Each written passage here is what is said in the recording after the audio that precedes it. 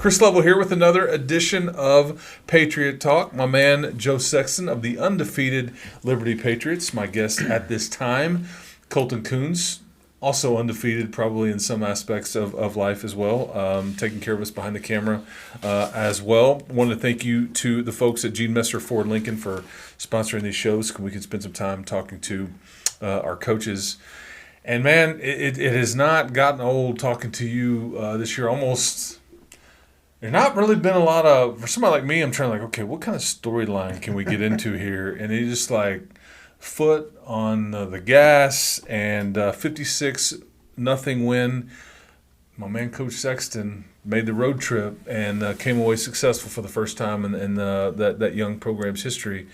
But had to feel good to kind of cross that off the old list. Well, after the egg that we laid last year with our one big road trip up to Borger, it was really nice to get off the bus and perform like we thought we could, and it was good.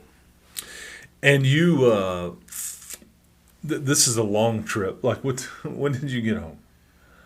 Well, yeah, there were some other things that happened. Yeah, we had a few circumstances. Yes. We got back to the field house about 2:15, 2:20, something like that, and then probably about 3:55, 4 o'clock rolled in. And so it was a short night, but I used to say all the time, I'll drive anywhere for a win, and I was right outside of Tahoka, and I'm like, I don't think I want to drive anymore. Yeah, that far for a win. Can we drive closer for a win? That was a and we had several of our coaches, Coach, I'll drive. I'm like, no. I know you're shockingly, your Coach Sexton's a bit stubborn there. You like being behind the wheel. But you never you mentioned the road trip last year that ended up the season, and it didn't go well. It was a windy night. It was everything that could go wrong. Okay, yeah, Borger, right? Yes. And so anytime you take a bunch of young men and you go a long distance, weird stuff happens. It's hard to explain it.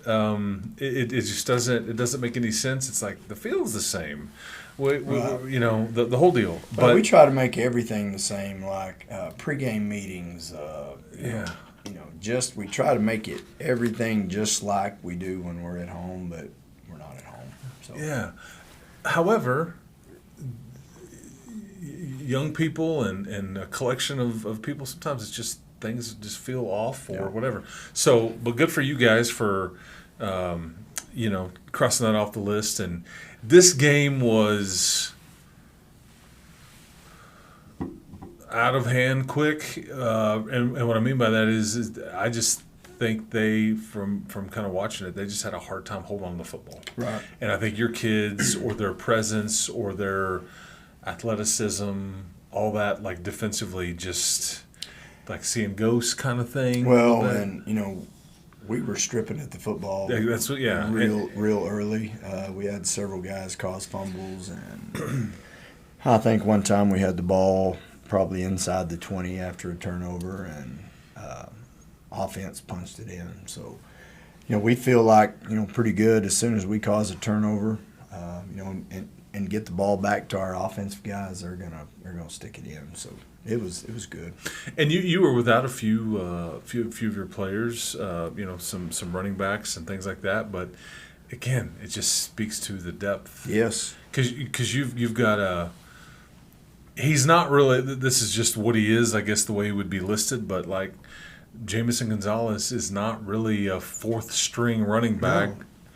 For a lot of programs, he just happens to be that for you guys. But we had to plug him in because we we weren't real sure whether Colin was going to be ready to go. Colin Chadwick, yet. Yeah. Coming off his injury that he had against Seminole, so Jameson jumped right in there, and he worked at running back all week, and away he goes. And gosh, I tell you, I would hate to be tired late in the ball game and try to tackle Jameson, because he's a load and he doesn't want to go down.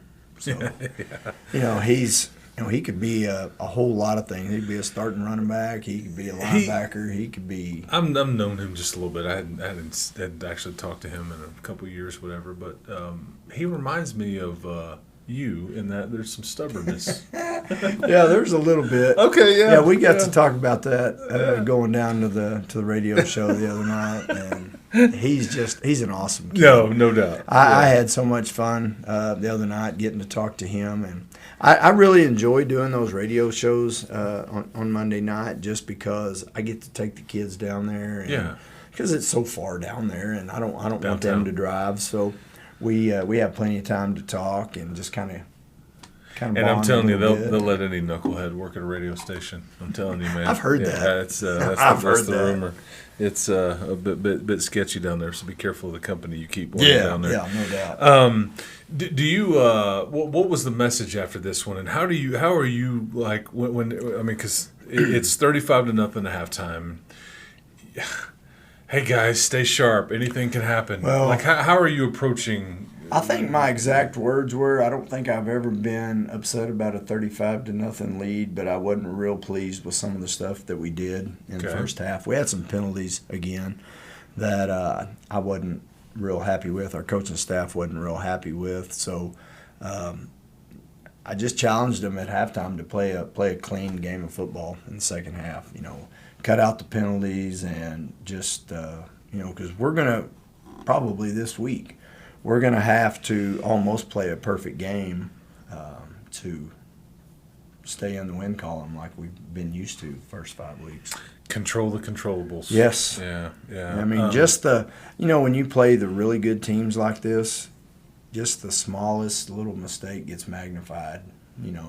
Maybe a bad snap here and there, and it's not going to kill you as much when you're up 35-0, but when it's 7-6 or 7-0, and one little hiccup here and there can cause a big problem. So, or just a penalty that shouldn't have even happened can really set you back. A holding penalty is almost, I don't even know what the word would be, but it's hard to overcome a holding penalty. Yeah. And we've been very fortunate these first 5 weeks. We've had a few, and turn right around and throw a pass for 17 yards and get a first down.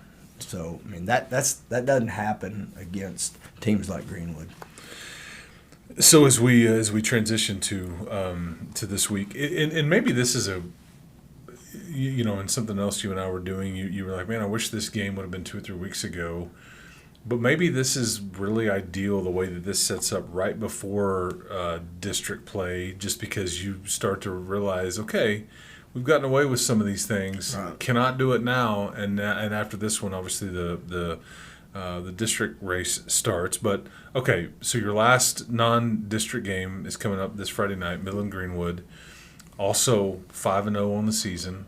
They are averaging, I think, 46 points a game.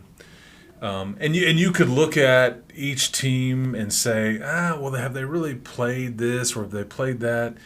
At this point, you're 5-0. I mean, this is what it is. Both of these teams average. Yeah, I mean, so one team's averaging 46, the other team's averaging 57. Take the over. I mean, I would. I mean, yeah, take the over.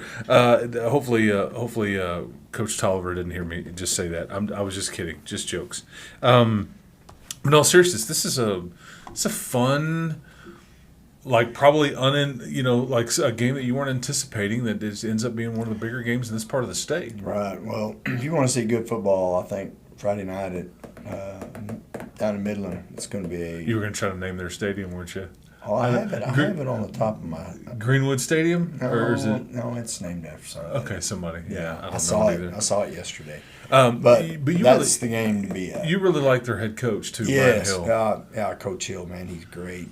Our first year, last year, first varsity games and everything, and he reached out and was very complimentary of our guys, and just kind of, if you want to kind of model yourself or your program after anybody, he'd be a great guy to do it, because he's always willing to help you, and there's not a whole lot of football coaches that want to give away their secrets or whatever. But man, he's been really helpful. Pay it forward. Yes. Yeah, pay it forward. So just getting to play somebody like that has a great program and has a great coaching staff, and you just know it's going to be a good game when you play them. Yeah, and this was a 42-17 game last year in favor. I mean, they do a good job. But 5-0 this year, again, scoring at a ton. Their quarterback may be one of the better quarterbacks that you have seen all year, if not the best. Yeah, Lincoln Madrid. That may include what you've got coming up in district as well. He's deadly. We have really stressed a lot about not letting him take off and beat you, because once he gets to a point and he's got a little clock in his head and off he goes. Dual threat. Yeah. And he will beat you on the ground too. So we're going to have to be very careful about, well, your quarterback kind of can do that too. Yes. That is wildly fascinating in that aspect of football these days, regardless of the level we're being played at, whether it's high school, college, professional, whatever. QB run game, it's like the great equalizer. It really is. You don't see just a whole lot of just pure pocket passers anymore. And some guys are scramble to throw at guys, and some guys are scramble to run at guys. But it's always the gap that's not accounted for. Well, besides an offensive line, one of the first things that I look at when I start watching an offense is he going to get away from us? Is he going to hurt us running? Is he going to hurt us scrambling? And you don't see many quarterbacks anymore that just sit back there. So you have to be able to extend plays, if anything, at a minimum. Yeah, he is, and he's got a great arm. He can throw the ball around people. I mean, he's got a lot of different arm angles that he throws the football, and just and he can flick it 40, 50 yards in the air, and he's deadly. Yeah, so a couple of dual threat quarterbacks going at it this Friday night. Both teams, again, averaging a ton of points. We already kind of talked about that.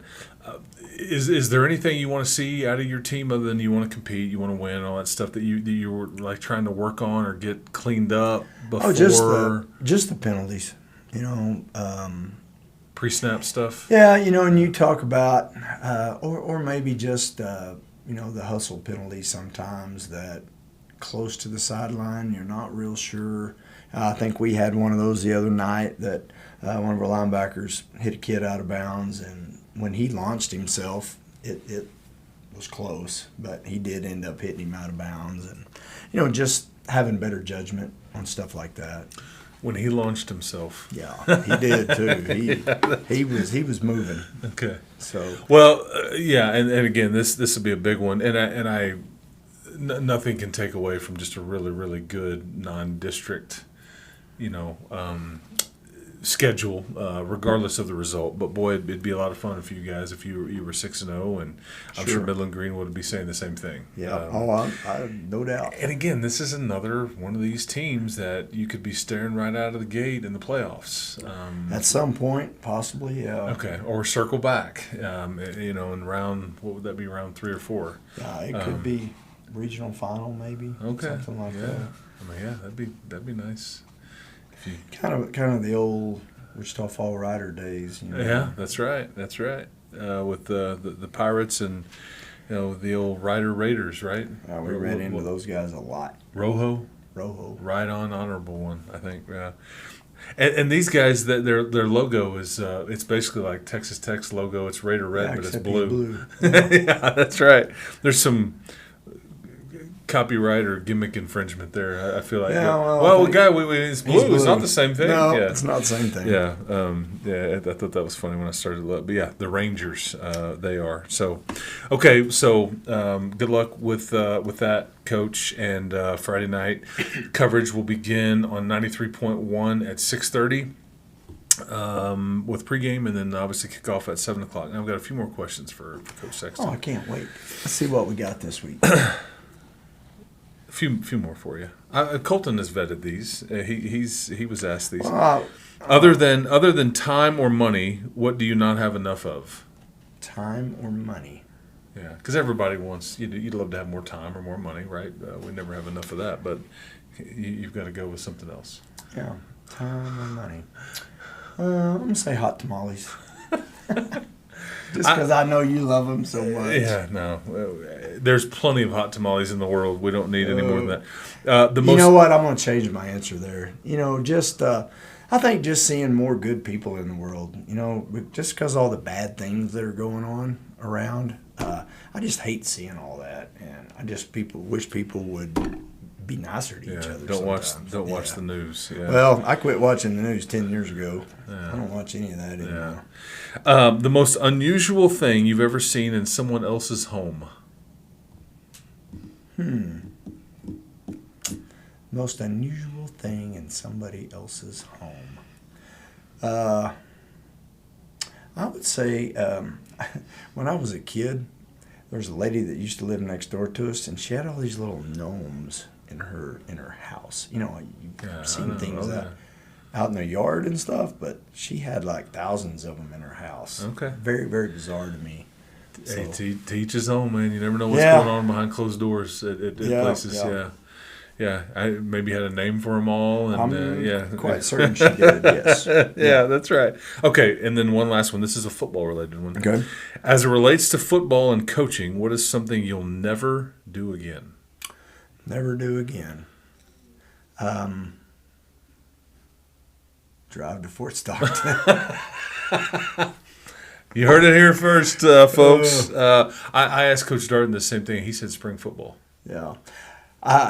He's done that several times. He's like, we're not. Well, I know some of our coaches have asked that same question if we would ever do spring football, and I don't think that I would, just because it puts a lot of people in a bind as far as your spring sport athletes and your spring sport coaches. But that's a good answer. I got to tell you, man. You know what? While we're doing nevers, I'll never drive to Fort Stockton again either. Yep. Yeah. I mean, no offense, great people, but nope. Man, it's a haul. Yes, it is. It is. Happy October to you. Yes. Great day. Yeah, we're officially it's officially the fall, and all that. So keep it rolling, man. Doesn't really feel like fall out there today. No, but that's the way it works.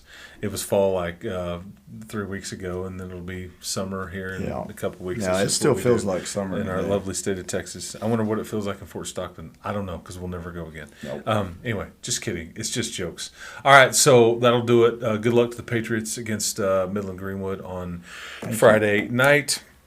Appreciate Colton for taking care of us. Thanks to the folks at Gene Messer Ford Lincoln, my man Coach Sexton, rolling as always. We'll talk to you next time. This has been another edition of Patriot Talk.